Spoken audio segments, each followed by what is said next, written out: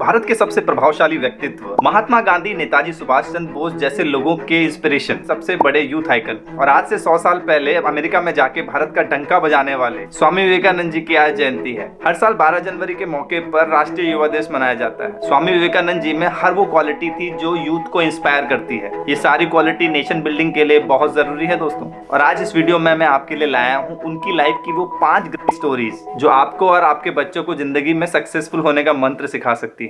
दोस्तों, विवेकानंद जी गजब के रीडर थे। उन्हें पढ़ना बहुत पसंद था, तो वो एक ही बारी में कई किताबों को चाट जाया करते थे। एक ऐसा ही किस्सा अमेरिका की विजिट के दौरान हुआ। जब वो शिकागो में रुके थे, उस दौरान वो वहाँ पास की लाइब्रेरी में रोज जाया करते थे। वो रोज जाते, कुछ किताबें इशू कराते और अगले दिन आकर ही उसको वापस कर देते। ऐसा कई दिनों तक चलता रहा। इससे वहाँ की जो लाइब्रेरियन थी वो बहुत चिढ़ गई। वो उठ के उनके पास आई और बोली, अगर तुम्हें पढ़ना ही नहीं है तो इशू करके ले क्यों जाते हो? इस पे स्वामी जी ने कहा कि ऐसा नहीं है, मैं इनको लेके जाता हूँ और रोज पढ़ के वापस कर देता हूँ। ये सुन के वो लेडी और भड़क गई और उसने उन किताबों में से कुछ टॉपिक पूछे। विवेकानंद जी ने उनका लाइन बाय लाइन सही जवाब दिया। ये सब देख के वो लाइब्रेरियन हैरान हो गई और एक बार फिर से विवेकानंद जी ने अमेरिका में भारत का डंका बजा दिया। He was fearless and logical. Vivekananda ji को नेचर से बहुत लगाव था। जब वो छोटे थे तो वो अक्सर पेड़ों में खेला करते। उन्हें अपने दोस्तों के साथ पेड़ों से उल्टा लटकना बहुत पसंद था। एक बार जब वो अपने दोस्तों के साथ पेड़ पे उल्टे लटके हुए थे तो बगान के मालिक ने उन लोगों को देखा और टोकते हुए कहा कि ऐसे उल्टे मत लटको। बच्चों ने जब पूछा अरे क्यों, तो झिझकते हुए बुजुर्ग बोला कि यहाँ इस पेड़ में एक भूत रहता है जो यहाँ उल्टा लटकने वालों बच्चों की गर्दन मरोड़ देता है। ये सुन के सारे बच्चे बहुत डर गए, लेकिन विवेकानंद जी मन ही मन मुस्कुरा रहे थे। अगले दिन जब बच्चे दोबारा उस बगान में पहुंचे तो उन्होंने विवेकानंद जी को उल्टा लटकते हुए देखा। उन्होंने उनसे पूछा, अरे तुझे डर नहीं लगता, भूत आ गया तो विवेकानंद जी मुस्कुराते हुए बोले, अरे बेवकूफों, कोई कुछ भी आके कह देगा और तुम मान लोगे।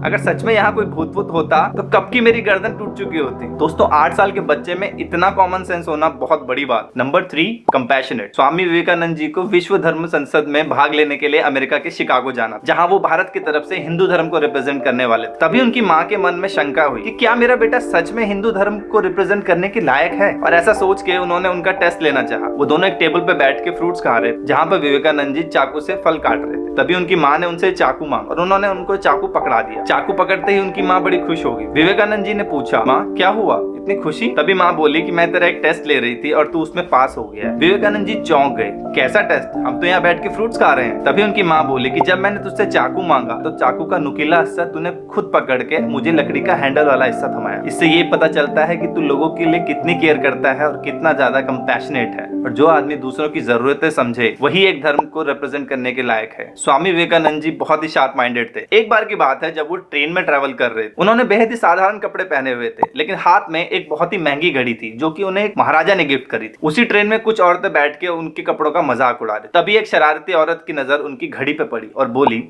कि चुपचाप ये घड़ी उतार के मुझे दे दो, नहीं तो मैं पुलिस वालों को बुलाऊंगी और बोलूंगी तुम मुझे छेड़ रहे थे और वो तुम्हें जेल में डाल दे। अपनी सूझबूझ का इस्तेमाल करते हुए स्वामी जी वहाँ कुछ नहीं बोले और उल्टा वहाँ गूंगे बहरे होने का नाटक करने लगे। उन्होंने इशारों ही इशारों में उस औरत को समझाया कि वो उनको लिख के बताए कि वो कहना क्या चाहती है। वो औरत उनके झांसे में आ गई और एक पर्ची बना के उनको थमा दी। जैसे ही वो पर्ची उनके हाथ में गई, आप गैस कर सकते हैं उन्होंने क्या किया होगा। उन्होंने पुलिस वालों को बुलाया और अपनी कंप्लेंट फाइल करी और इस तरीके से सही समय पर अपनी सूझबूझ का इस्तेमाल करके उन्होंने बहुत बड़ी मुसीबत को टाल दिया। Number 5, power of concentration. Swami ji जब अमेरिका की विजिट पे थे तो एक बार एक ब्रिज पे घूमते हुए उन्होंने कुछ लोगों को देखा।